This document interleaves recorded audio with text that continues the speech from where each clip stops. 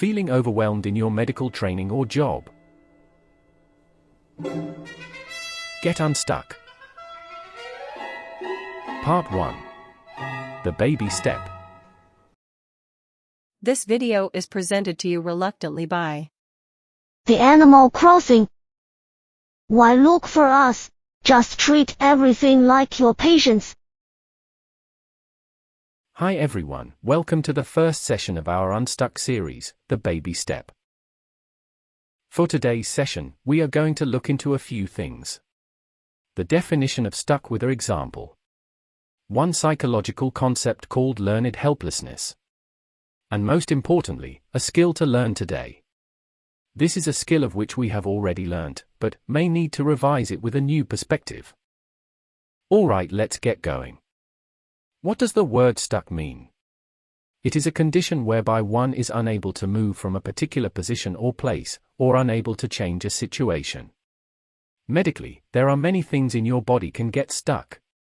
Stuck foreign body in your air tube. Stuck blood clot in the blood vessel, causing heart attack. Obstructed bowel, waterwork, or bile duct. These can be life-threatening if left untreated. How about in terms of your career, especially as a healthcare professional, whom everyone assumes that you know the answer to everything in your life? Failed medical school exam despite all the hard works and multiple attempts.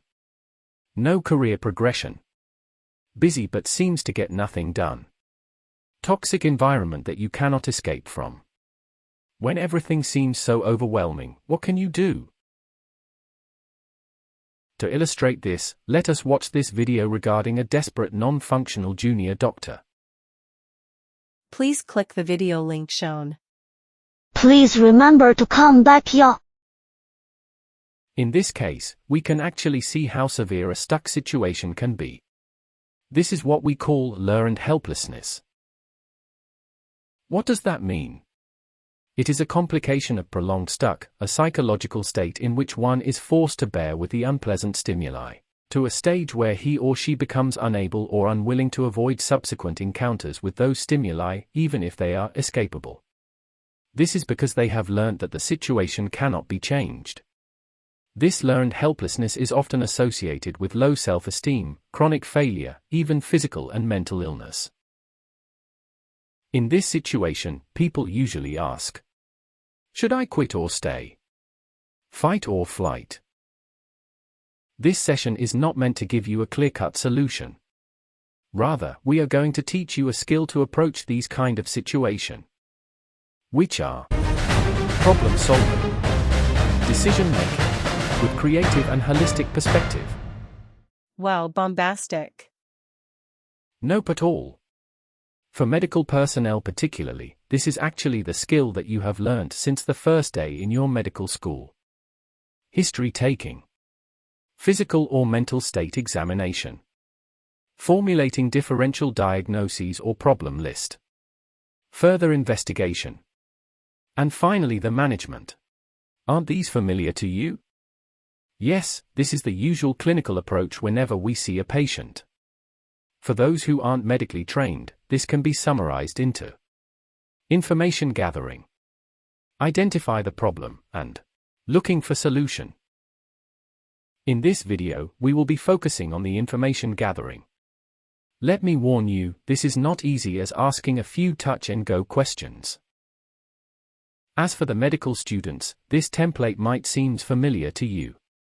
But don't use it in asking the question, but only for the documentation of your thoughts. Here is one of the ways you can do it, just by simply asking, what causes a possible underlying problem to manifest its symptom as the way it is at this particular time? Yep, she is right. And to answer this question, there are a number of factors to consider. Let's start by looking at the symptoms itself. What is the current situation? How does the thing go currently? How severe is the situation? How has it affected you or your loved ones biologically, psychologically, socially, and spiritually? Let us move on to the next stage only after a careful assessment of the current situation. Which is why, and why. Tell me why it ain't nothing but a Stop, stop, stop. It is not just a mistake, just a heartache or whatever it is. I insist, you must look for the contributing factors in a thorough manner. Okay, boss. In asking why, we want to pinpoint if there is any hidden, unresolved issue in our life. If there is, what is the precipitating event of the symptoms? Why does that particular event serve as a trigger? As for the underlying problem, we would want to look for the predisposing factors. To make it more organized, we can categorize it into two main groups, which are innate and acquired factors. As for the acquired factor, we can again subdivide it into modifiable and non-modifiable factors. She's right. And not to forget to ask why the current situation progress in the way it is, for better or for worse. Here is where we would want to explore the precipitating and the protective factor, which in layman terms mean things that improve or worsen the situation. As such, we may formulate a clearer picture of the situation in which we are stuck. And here is one way to illustrate it. Shout out to medical students, does this again look familiar to you? Yes, it is what you should have learnt in your psychiatry posting. This is purely a concept sharing video, so we aren't going to illustrate an example using this framework. However, from this we can actually answer an important question. Why most of the self-help advice and the helps offered by others don't really help in the first place? The answer is very simple. It is because we simply didn't get enough information from the beginning. If we can't identify the real issue based on accurate and real-time information, how are we going to tackle it? Remember, especially for medical people, rush diagnosis and blind management, without proper information gathering and careful interpretation is not only unhelpful but can be lethal. Take a chill pill, mate. On the bright side, those so-called unhelpful advice and attempts do help as well, because by these we can be better in identifying what actually help, can't we? I still don't like it, but you are right. Anyway, let's come to the bring home message for today. First, for all the issues that you are facing in life, there are causes behind it. Second, the skill needed to figure out the causes is not difficult. In fact, you have learnt it already. Yeah, it is just that sometimes you need more time and patience to figure it out. Lastly, remember that input from others helps too. Although not always in the way we want, hahaha. Action point for medical people. Practice and sharpen your clinical skill, starting from information gathering. Apply it, not only in your job, but also in your life.